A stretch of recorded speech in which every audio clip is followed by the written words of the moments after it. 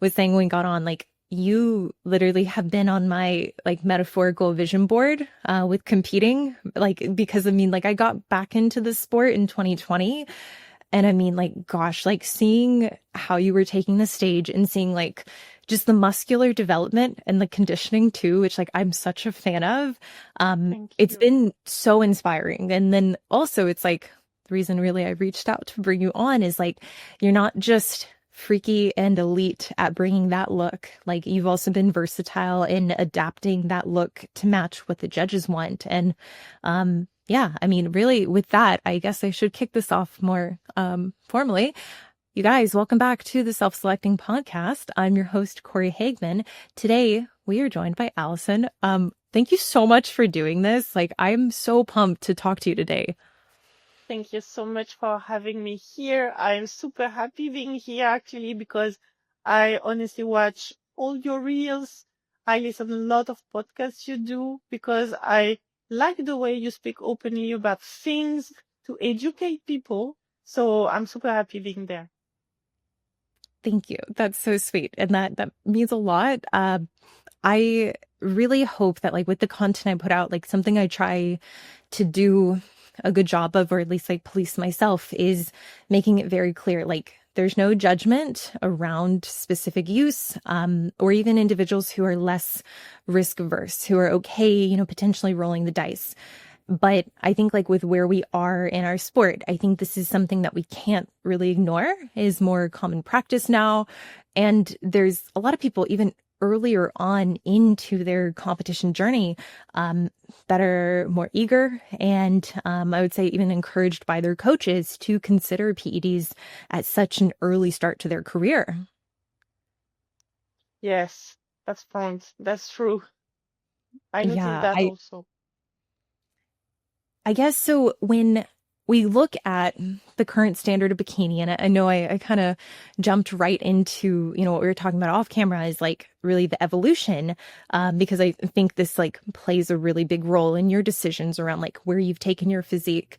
I guess for listeners who aren't familiar with your background, your competition background, which is like super impressive, or your physique, can you Thank tell you. listeners just who you are and a little bit about yourself? So I am Allison Testu. I am French, so I'm born in Paris. And I started bodybuilding around 2016.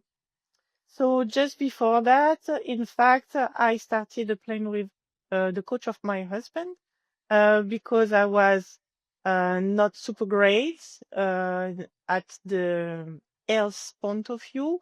I was eating intuitively, so not a lot because I was never hungry. So the point is that I developed a little bit of iron and efficiency because I was not eating meat. That was not something that I wanted to eat because I don't like. I was eating just what I wanted. And the point is that my husband told me, yes, but now you maybe need to eat a little bit leaner. You need to eat a little bit more consistent.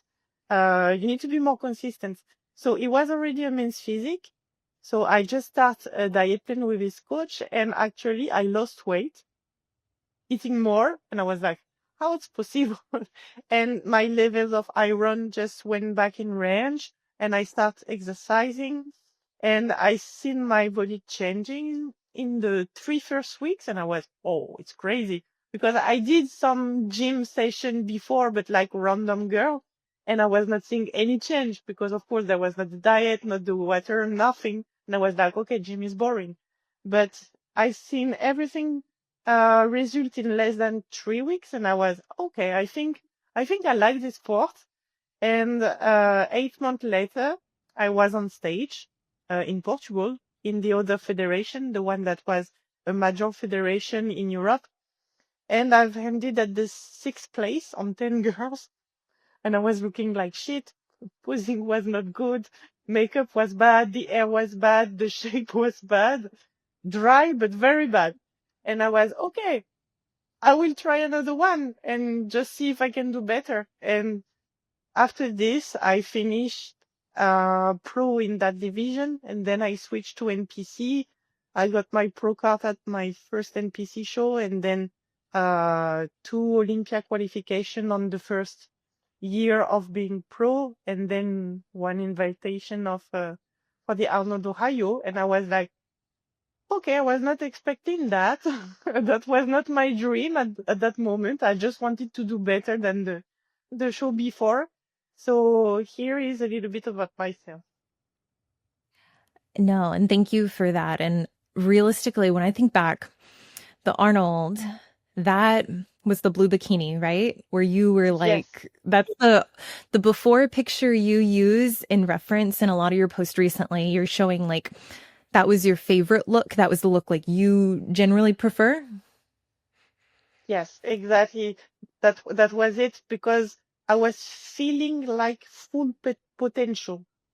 Like the Yeah. more extreme I could be, the leanest I could be, and also the makeup and the hair was good, joined to the shape, so I was feeling myself like this. Yeah, it's amazing because like I've talked to so many pros who they're like, I've competed a lot, but I've only made that look the look that they like the best. I've only hit that or nailed it a couple times. And that's, it's some they're just a little more inconsistent. Some it's just hard because that look is constantly changing depending on how you arrive at that look. But I remember watching you. I think I even got the live stream for that one and I was so pumped and reminded me with placing there. There were only 10 girls, 10 or 12 girls, right? Um, Yes, we were 10. We were 10. And what was the experience like with you and your team? What was the experience like for you, like coming away from that with that placing, knowing that like this was the look that you loved? And like for listeners who don't follow Allison, go online right now and look at those pictures. Like she looks incredible. Like she's so Thank you. just freaky. And like I like that look too.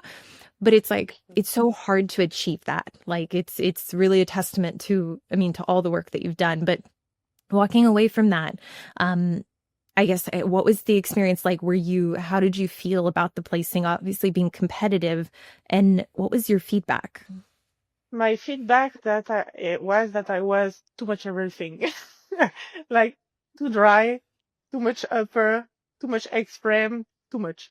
And it was the feedback of Tyler and Steve.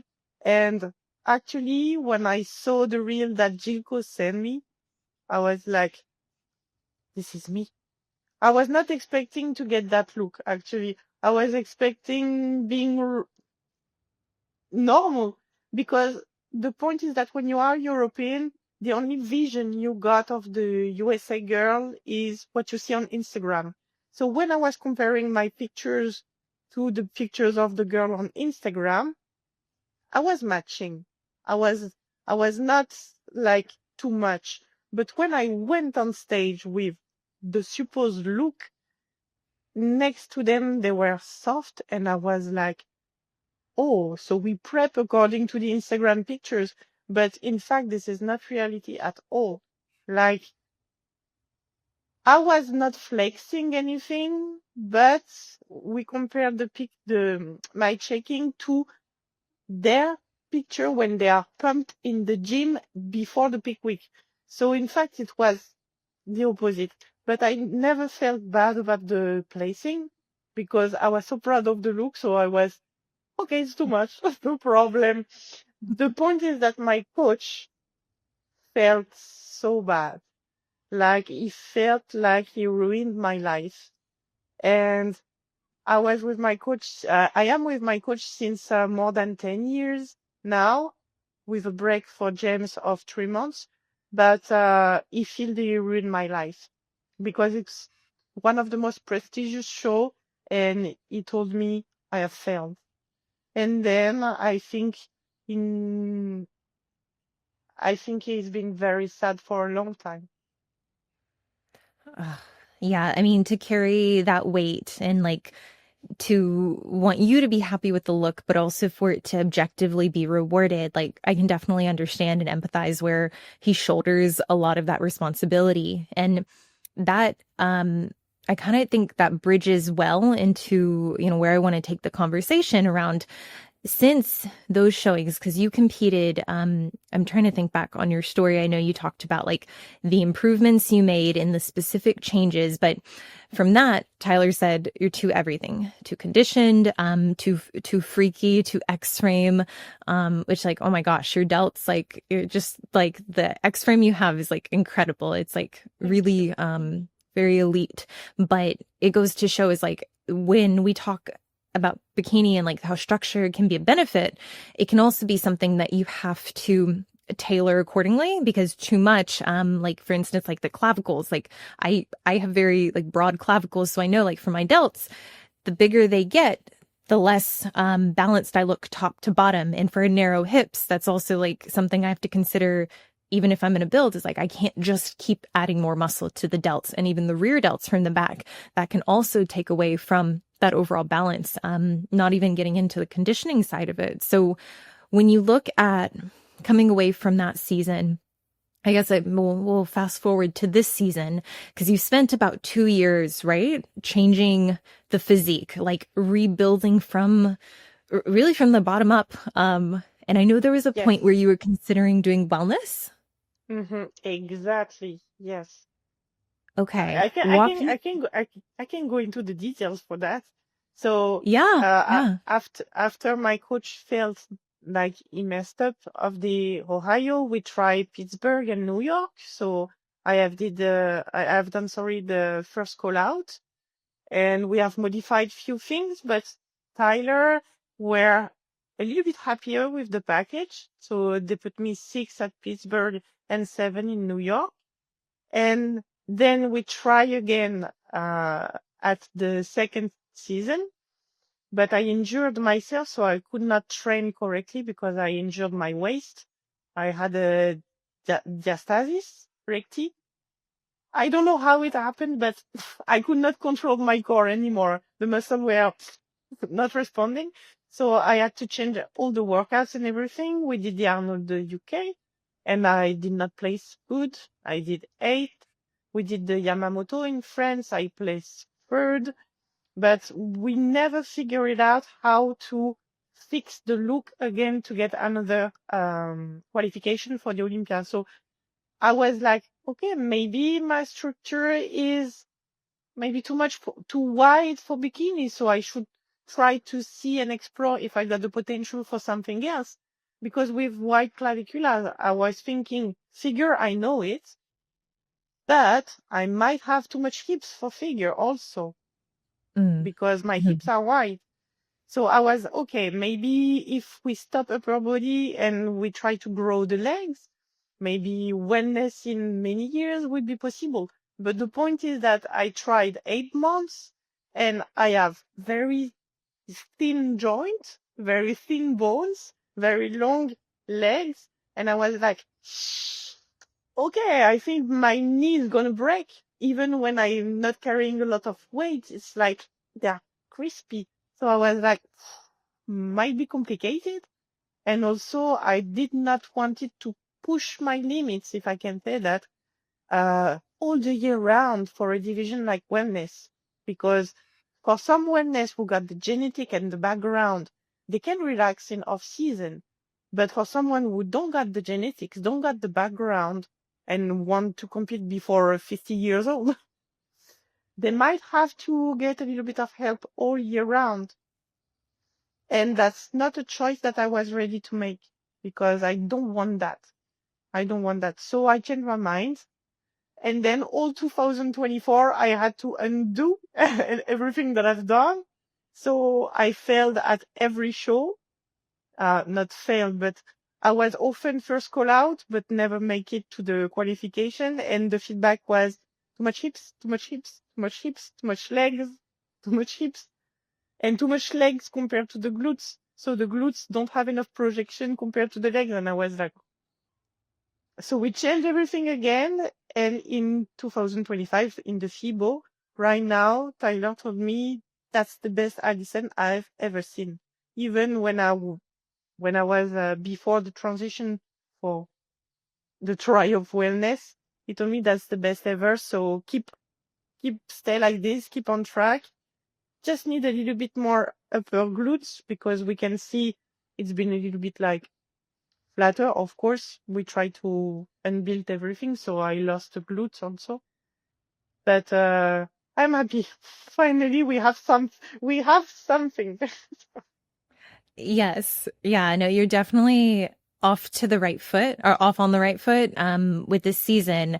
And I guess I want to go back to discussing wellness. It's something that I think a lot of athletes, like I just recorded a solo episode on, are you too big for bikini? Like, should you go figure wellness? And this is largely for those amateur competitors or maybe individuals at the national level who are getting that feedback to tone down their legs, or they need more glutes, and like maybe they're on the cusp of training a little too hard, or they just feel like genetically like they're predisposed to build muscle easily. There are other divisions, yes, but you brought up an excellent point. I'm so glad you touched on it. Is with that kind of muscularity, there really isn't any ability to let off the gas, because you're going to lose muscle if you're not training and supporting that muscle. And even though, yeah, you could just like, turn it back on whenever you get ready for shows, a lot of those girls, I mean, they're creating so much density in their bodies that like it's a pretty big commitment. And like we were talking about, or we've talked about previously, is like you're also committing to an aspect of pharmacology on that side that I don't think a lot of people truly understand or want to believe like, oh, well, it won't happen to me. Like, I'll do it smart. I'll do it safely. But I think people get lost in like the competition of it and begin to layer compounds on top of compounds. And then oftentimes they find themselves where they're losing their femininity. Things are changing and they're still not where they want to be. And they still have muscle to build, which I think, for wellness for you, I remember following, your training at that time, and like you were really committing and trying to see like how much muscle you could put on. But you even brought up the point about your structure, and like I have a tiny little torso and super long femurs. And like, I know if I've been told to do wellness, and I'm just like, that's so much real estate to fill out. And I don't think it's nearly as easy as people think, oh, just decide like, I want to do it. Or to your point, like then the commitment year round to just maintain that muscularity, it's a lot. So when we go into how you were able to bring down the legs, balance out the hips, because that was the feedback you got, is like too much hips, and you have a very, very tiny waist. So it's like creating that depth and projection that they want. What was the focus, in your camp or in that season where you're focusing on just like really the density without growing the legs anymore? What did training look like? That's probably an easy place to start. We removed between the season 2024 and now, we remove all the hamstrings exercises and all the glutes exercises with a knee flexion. And we remove also the abduction movements, because the abduction, they just make the glutes wider, but not mandatory with more projection. The only way to get more projection for me, into my opinion, is like the hip thrusts with the feet a little bit closer, not too wide, and also the kickbacks. So not too much on the side, but more straight behind. In fact, yes, we just removed all the knee flexion, because otherwise the hip flexors would also grow, and everything around the knee also. So basically, this is how I succeed to appear having more projection on the glutes, because it's just an appearance. I don't have more projection on the glutes. This is just looking like, because the point is that my glutes, they were much more shells before last year. And now on the back pose only, they look like they project better, but in real, they are so much flatter. And on the paper with the centimeter, they are way much flatter. And that's always something that I wonder to myself when I was going to USA. I was like, how do the girls look like they have so much projection on the glutes on stage, but when I look in backstage, they don't have the shelf? I was really wondering why nobody got the shelf. Literally Yeah. nobody. The only girl getting the shelf, I don't remember. I don't remember. But there is not a lot of girl having this lower back curve and the glutes doing this. And I was like looking at myself, I got that, but on the back pose, I was looking totally pancake. Yeah. And No, it I know was, what you mean. Yeah. I never understood. I was like, okay, maybe it's the posing. No, it was not the posing. It was just the fact that my hips were too wide and my glutes also were too wide. I love that you almost are framing it like it's the proportions. It's the proportions and the density to the hamstrings or even like the upper quad that can oftentimes make the hips like if you're working like the TFL, like that little muscle in the Mm-hmm. front hip, the more you're layering on top of that, it just creates a different kind of look. And it's something that like I myself, like I don't have very developed hamstrings or quads, but I also keep that in mind is like, do I need a lot of the isolation work, like the direct hamstring or the direct quad work? And I've actually like opted out of it entirely because I'm like, if I'm going to Mm-hmm. do something like a split squat or an RDL, I'm going to get some hamstring and quad activation from it. And I'd rather those, if they're glute biased, be like the centerpiece and then like kind of have the trickle off effect of like, okay, some hamstring, some quad from this rather than just direct leg extensions or hamstring curls or things that are intended to like tone up those areas when in reality it's like those little changes like a little bit more in circumference of these areas can just change that look visually how it's presented, especially at low body fats. Exactly, yes. And the point is that, for example, for my case, I needed to lose the hips, lose the leg, and lose the definition, so the density into the hamstrings. And if, for example, I keep the lunges, even if they are glutes focused, I will never lose the legs. They will keep Right. working, but the glutes will not improve compared to the legs. They will all improve at the same rate. So the problem will just stay the same. So if you really want to lose one muscle, you have to definitely give up. You have to keep high cardio, maintenance calories, not a lot of surplus because you need to lose some muscle.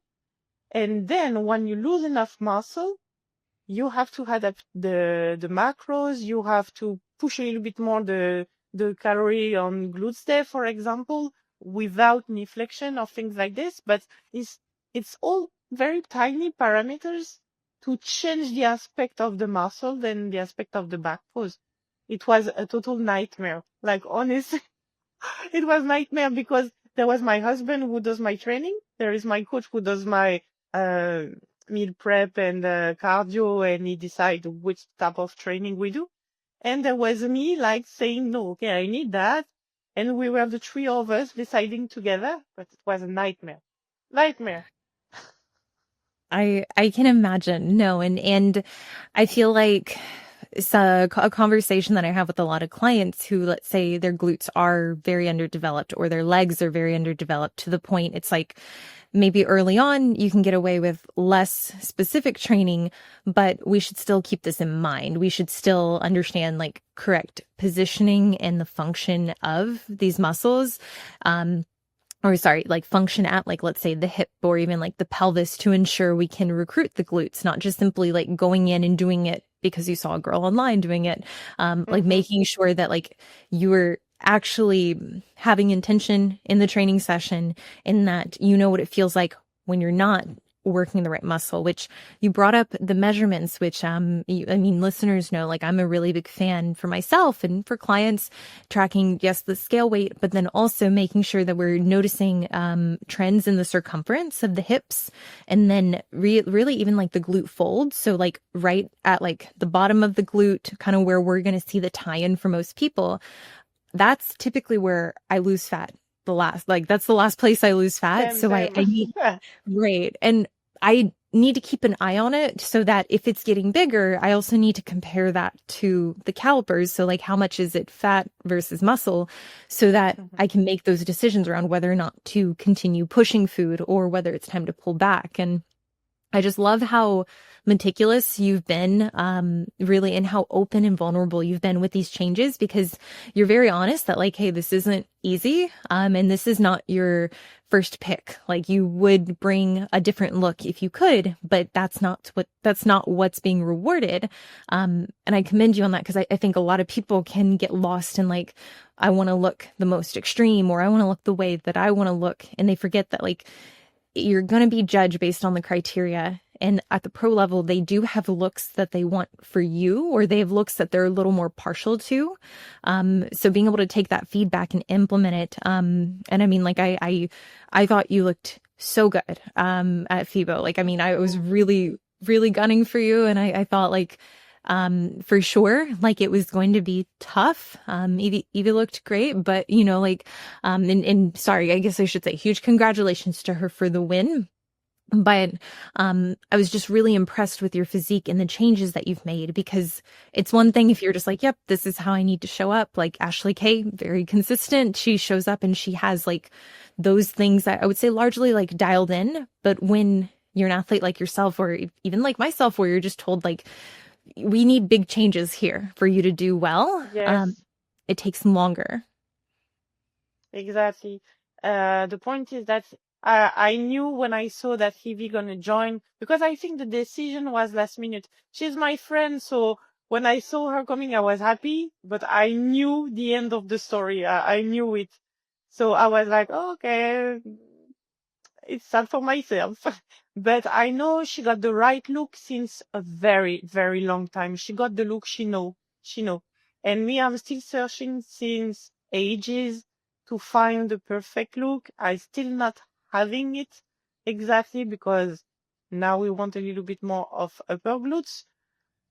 And I mean, on some show, it can win if no one show up better. But if someone is already very complete in front, of course not. Of course not.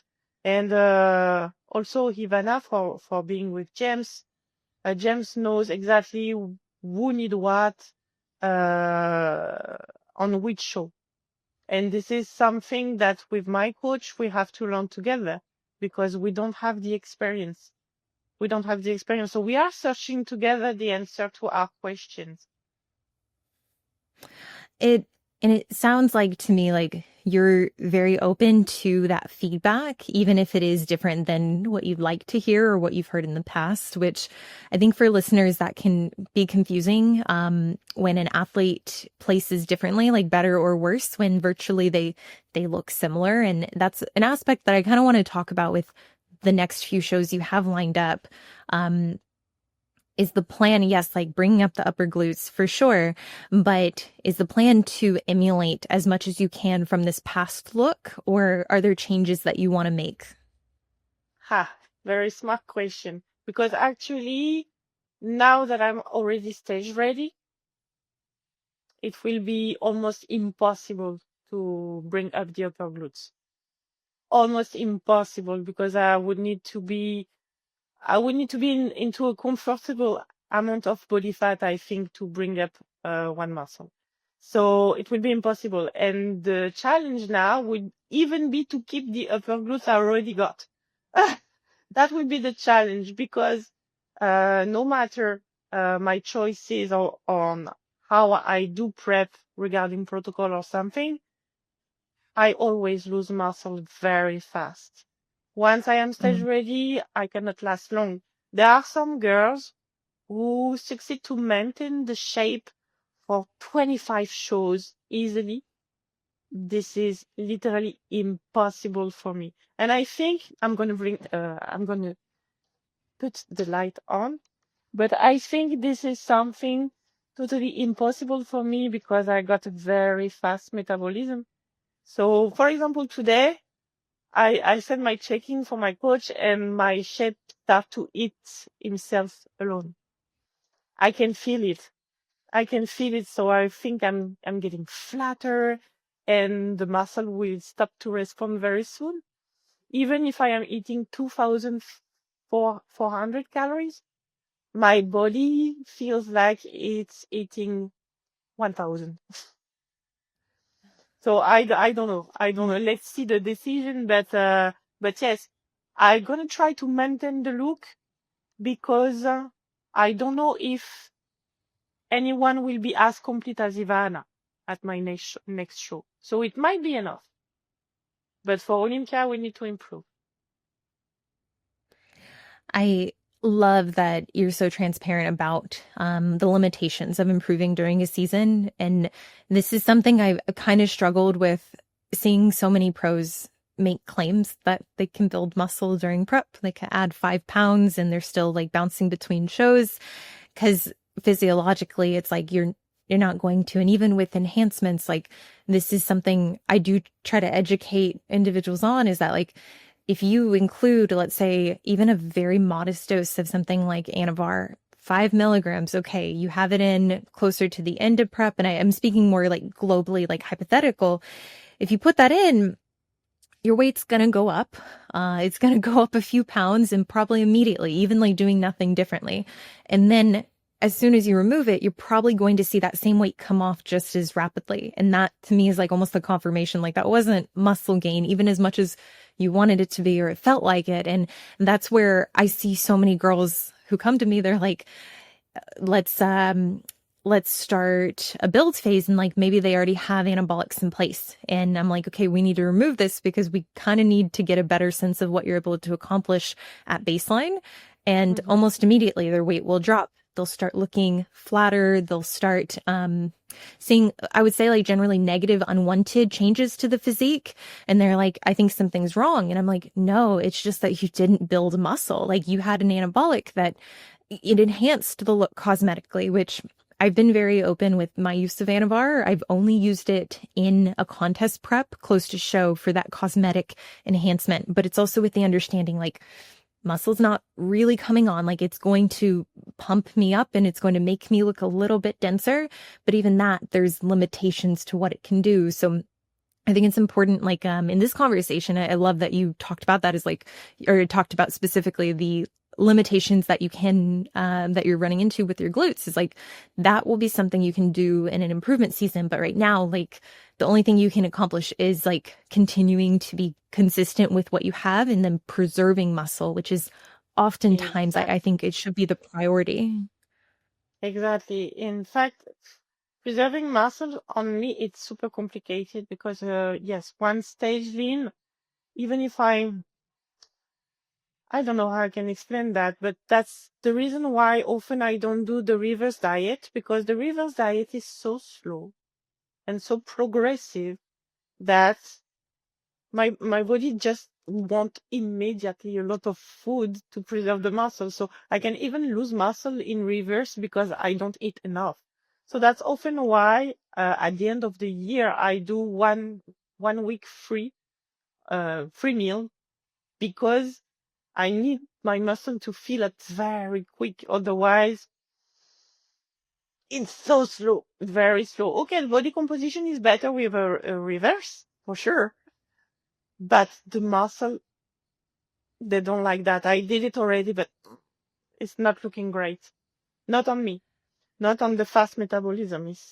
It's way too slow. And to recover the period, it takes 3 months, 4 months. But when I do 1 week off, in 1 month, I got my periods back and everything back in range.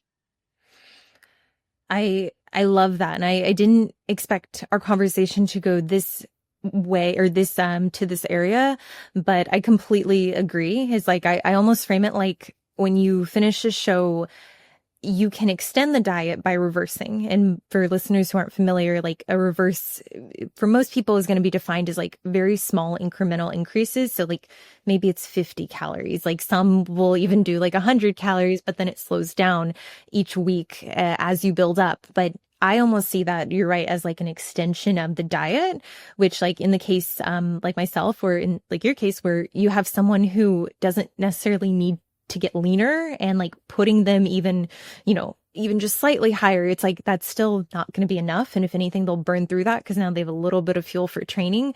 So you're almost like prolonging that point where you can begin to experience recovery. And specifically to your menstrual cycle, that's something I'm very big on teaching athletes, that if we're trying to grow, if we're trying to build, we need that ovulatory cycle. And it's not just even about getting like a period. It's about seeing it on lab work, that rise in estradiol. And if we're not having that, then technically we're disadvantaged to grow. So I almost like bargain with that is like, I know you want to maintain that stage lane look. It looks great and you feel like really great. You wouldn't do this sport if you didn't like how that looked. But at the same time, like if we're looking at it from a utility standpoint, it's only really serving us that purpose of getting on stage. And then past that, if there's more work to do, I almost think about it like embrace the suck of not getting to look the way that you want to look, in light of like you building and being able to progress the physique.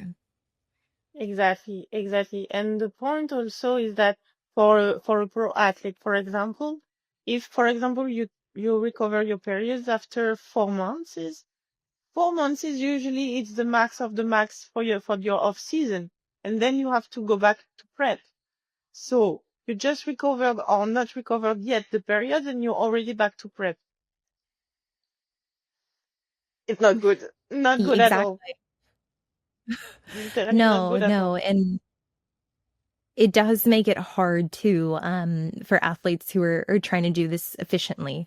So I would much rather have someone come out and I find like for myself, like mentally, I struggle seeing that body fat come on because I like being lean. So when I see scale weights that I've never seen, or when I see body fat or my abs not as like crisp,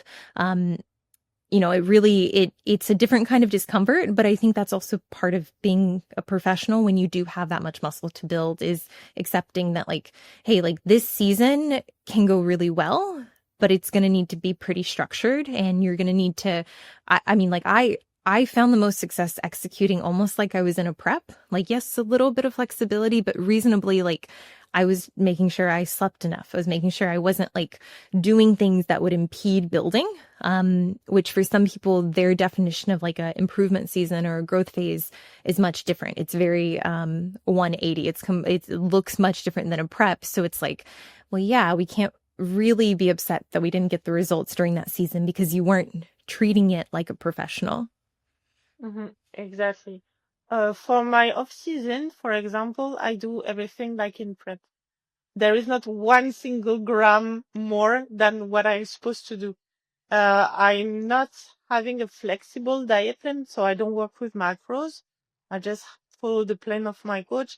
Just few meals here and there are on macros, even in prep. The last meal of the day in general, like this, my coach let me choose, but I'm choosing good food. So usually I make or eggs, avocado, bread, or isolate peanut butter, almond butter, things like this. But yes, I'm doing exactly the same in prep and in off season. But I see a lot of bikini pros that just give up everything into the off season. And this is something I'm not agree with because I don't understand how they can control their shape, their hormonal system, everything if they don't track the sleep or even the food. This is something that I don't understand. If, for example, 5 gram less of rice on me is doing big changes, what it does on few days, on a lot of days in off season, maybe you could be better, but you don't know because you didn't track. So I'm a bit, I'm a bit like this, but Yeah. but yes, No, no. everything is important for me. And regarding the question of PEDs, for example, uh, I prefer to do things correctly. Like for me, the off season or the beginning of the prep shouldn't have anything into place for the bikini division. In Europe, it's a different story because in Europe, the lineups are very different. We are an in between figure and bikini, but the real look for the bikini shouldn't have nothing in place into off season, in my opinion. Yeah, no, I think a lot can be done naturally or very hmm close to naturally. And certainly with less than's being used now. And like I I see all the coaches, the top coaches cycles, like people people tell me because they come to me and ask me if this is crazy. And I'm like, yeah, that's like really a lot. Like that's way more than you need. And part of what I find frustrating is like within the same call, it's like, I ask them about their training. I ask them about tracking their sleep and they're like, well, I don't really know. I sleep well. And I'm like, see, but like there's probably areas that we're not paying enough attention to Mm-hmm. that now instead of paying attention to these areas, we're using PEDs to compensate on both sides of the coin, both fat loss and building. That in reality, if we just had a better inventory of what the athlete was going through from a recovery and then just like caloric intake standpoint, we'd be able to make sense of it. Yeah, I love that you mentioned too, like the differences in not necessarily criteria, but just like the masses of who shows up at the European shows. Like those looks are different. And I imagine too for you, that's probably been hard, especially with like trying to refine and like really know like what changes to make Oh, maybe earlier on. yes. Oh, yes. It has been Let's so talk about hard that. Yeah. because in the FIBO, for the first time ever, I think I was not the biggest, but I was one of the smallest in condition and muscle. So, but before the peak week was not like this. So during the peak week, I stopped workouts. Literally, I stopped cardio. So I became quite flat and we used a lot of food to just hide any striation, any insertion, just leave the glutes rising and that's all.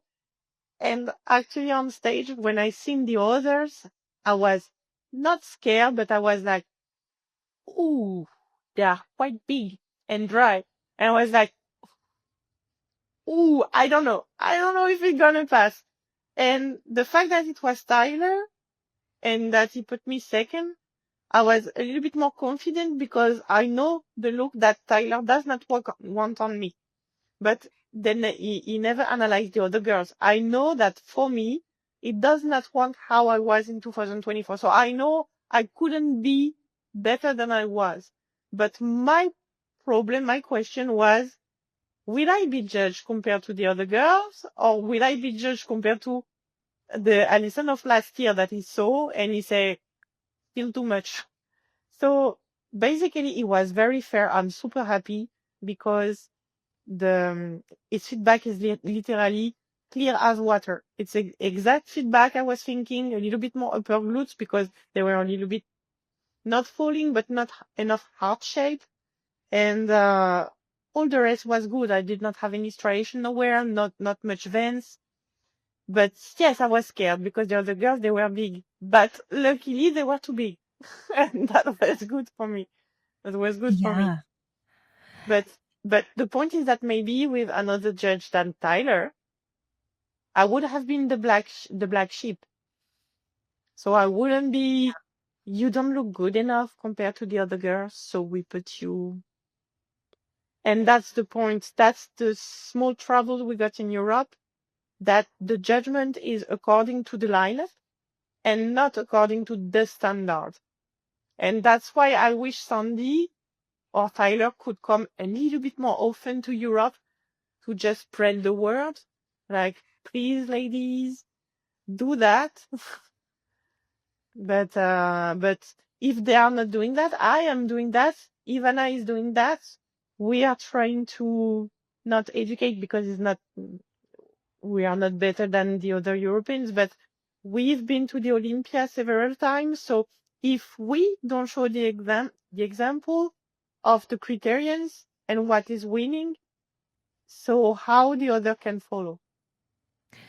Exactly. Yes. And I think it's, I almost see it as a spectator, you're playing the long game, you're playing the Olympia game. You're not just playing win a show, this next weekend. It's like you need the feedback, not just the first place, because, at least it seems very much like, okay, that goal is to progress the Olympia placing. And because of that, that means knowing exactly what Tyler wants on you, not just relative to girls who might be a little bit outside the criteria or in some cases way outside the criteria, which we absolutely, there's a big discrepancy in European shows versus States.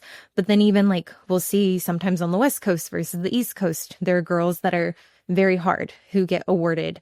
And that can definitely like impact how someone decides to show up because they think, oh, these judges like this person this way, or they know that, well, this girl's posting this kind of update and she's leaner than the last show, so I should be leaner. And that's where Mm-hmm. like the feedback I got from Tyler in 22, it was really helpful and it was specific to me. It was like, if you keep pushing the conditioning here, yes, this could win a few shows, but realistically, like you're not going to do well at a bigger stage and you're not going to do well against girls who like have already been refining that like top tier feedback. So, I mean, I admire you for being able to like lock in and stay focused on like your goal, not just get caught up in am I the freakiest or am I the most conditioned or the biggest? And I think anyone who's followed your journey knows that like you have the capability to show up those ways. So this is very intentional, which I think requires a lot of maturity, like sport maturity. Thank you so much. Actually, it was not so good at the beginning. I was thinking, okay, I show up the best I can, and if I am the best I can, maybe I'm gonna win, and that's good. And that was exactly what we did when we won with my coach the two passes for the Olympia back to back. The point is that at that moment I was not dense enough. So the condition was looking not aggressive on not too dense muscle. And with time, the density came and parameters are changing. So condition is looking big condition now. And this is something that at the beginning was hard to stop. Upper body, for example, I stopped it for 4 years. And if I was carrying the bag for the food shopping, it was exactly like if I never stopped. And even in off seasons. So just to tell you, and I was like, how it's possible?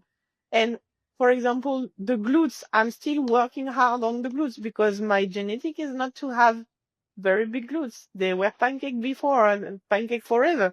So the point is that I am working so hard the glutes, playing with the volume, playing with the exercises. But when I am flat somewhere, this is just the glutes. This is not the legs or the shoulders. This is the glutes. And this is the only muscle I'm training. And, and this is awful feeling. So yes, when I needed to stop one muscle, like all the upper body, I was so sad at the beginning. And finally, I chose to see the life differently. I was like, okay, so if I train less, I have more time for my work. I have more time for my husband. I have more time to do women stuff, like taking care of my hair, taking care of my skin, myself, seeing my family. So finally, instead of complaining, I try to see the good in it.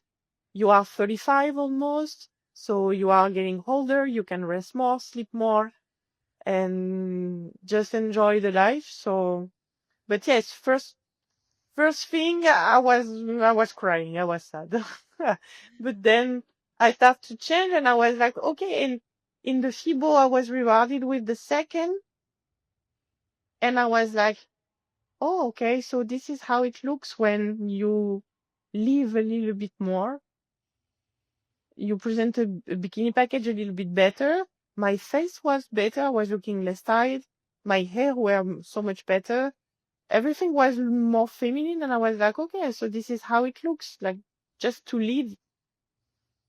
And that's why also I decided to not showing my peak week because before entering the peak week, I was super hard like usual. And I was a little bit too much also, even on the upper body and everything. And I decided to stop showing because I knew that people would comment or maybe would try to copy the look of the Olympians like Ivana or me. And I was like, okay, I will not show because I'm gonna just, they're gonna just see me, sorry, on the show and see what is the version that Tyler wants on me. And then everyone has to work by themselves for their own feedback. but it was the best choice ever, because when I came up soft and flat and small, uh, people told me, "Oh, Allison, she looks better on Instagram. She is not so incredible in real." And I was like, yes, but I work so hard to be basic. Oh my But gosh. no, but that's feedback I have heard from some people on Instagram and other competitors, like, she looks random in real. And I was like, yes, girl. Oh my Yes. gosh. I don't have the shape anymore. That's over. I don't have veins or crazy shoulders. But people ignore everything that I have to do in 10 days to look simple. Like simple. Very simple. I I really appreciate the vulnerability, even with like the comments that people make. And it's such a double-edged sword because like you inspire and you help so many people by sharing and Thank you. posting online. And it's really incredible, like what you've been able to do with your physique. And to me, I almost see it like as a fan of yours. I'm like, no matter how you show up, like, yes, subjectively, you can be like, I was better at this show or I wasn't as good as this show. But like in my mind, that's what registers. I'm like, no, she's like a really badass competitor who's like a Oh, ridiculous thank you. physique in like such a positive way too that like most people, even doing like everything they can and more, probably couldn't achieve. But there's a lot of ignorance, I think, when it comes to the intentionality behind why you're doing this way. And that's like a big reason I wanted to have you on the podcast truly at this point in your prep too, is to be able to one, be able to like speak not up for yourself, but to like share like, no, like this is like very much like I would do worse and I wouldn't have as good of a competitive career long term if I kept showing up the way they've told me not to look, which we Mm-hmm. both see it. Like there are pros that they get that feedback, bigger glutes or more upper body, and they just compete and they don't make any changes. And it's sad because it's like, wow, they took a year off and they did nothing. Like maybe they did some drugs, but they didn't really get that much better. And I think I admire your work ethic with like being an athlete and like really molding to the criteria that's specific to you and not getting caught up in like what people might speculate or say. Because frankly, I think like your results, like you've proven yourself, like you're well past the point of proving that you can get like ridiculously lean and muscular. And that's something like I like that look in bikini. So it's like, it's cool to see you manipulate it, in a very refined fashion. Thank you so much. The most important is that I know that if I want, I can go back to the Arnold Ohio version. That's not needed for now, but I know I am able to, and probably with more glutes. That's my wish, because the glutes were not that round. But the only thing I know is that I am able to come back to any shape I want. But after my competitive career for Instagram, for social media, to sell my posing, I don't know, but uh, I have time. But competing costs a lot of money. So if the girls receive the feedback and keep competing just to show themselves beautiful on Instagram, I think this is not needed now. You just need to get a camera, you record yourself at the gym with an incredible shape, and this is making the job. But competing is so expensive. So I want to give myself 100% into the feedback of the judges. I think they know perfectly bikini, because I think there are judges specialized into men that are actually judging bikini like they are judging open, and this result in more muscular winner, more dry winner, more freaky winner, and than bikini. So I'm trying to choose my shows a little bit more a little bit smarter with Yeah. the people that direct the criterions into the direction now in the pro league. That's the first thing. And the second thing I forgot. This is the prep brain. The The second thing that I forgot. But yes, for example, I had so many times some people telling me, oh, your waist looks slimmer on Instagram. Yes, yes, I am fasted on Instagram. First of all, before the stage, I have to eat 3,000 calories. I have to keep all my water in before the stage, otherwise I come to dry. So the parameters are different. Everything is different. And I'm lucky not to be bloated with that much food and water. But a lot of people, they just criticize what they see on stage compared to what they see on social media or compared to the version you show up with the year before. But they ignore the process or the reason why you are doing all of this. So I was potentially less incredible for the people who saw me in the FIBO, but the only thing that matters is that Tyler told me that's the best yourself ever. So of course this does not align with my taste, but I remember what I wanted to say. But I think the most important is the feedback of the person that matters to me.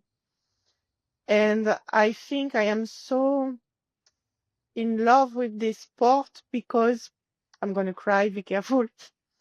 Because when I started this sport, I had a very bad relationship with my mother.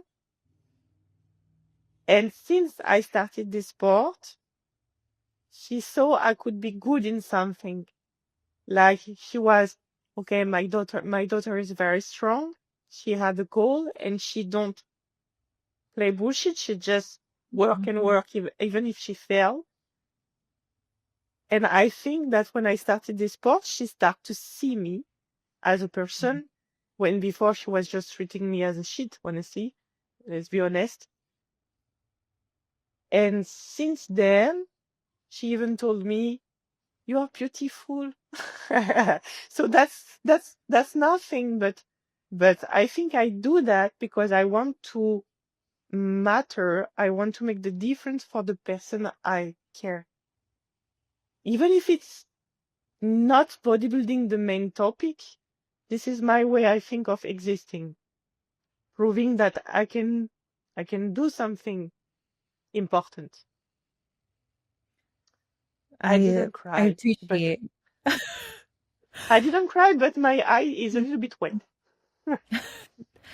that. I appreciate you sharing that so much. And really the sentiment, it's so unfair to you that others can't show you that same kindness, because I do think that a lot of people will be quick to make judgments and assumptions, or even like equate like, oh, someone showed up this way because they couldn't show up differently, or this was accidental, this was unintentional, and they just see it very linearly, without realizing how much you've invested into not just like doing the sport, like just the participation of the sport, but excelling, which we both see. Like there are people who, like, I mean, we're literally getting on stage asking someone to tell us everything that's wrong with our body after we worked for so long, and in many cases, decades, to like showcase it. And we're saying, yep, what's wrong? What do I need to do next? And I think that takes an immense amount of strength.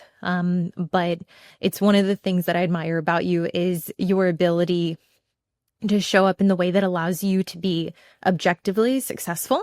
Even though that is hard, that's a different kind of challenge than some people will ever experience, because it's like they can't achieve that dryness, that hardness, that muscularity.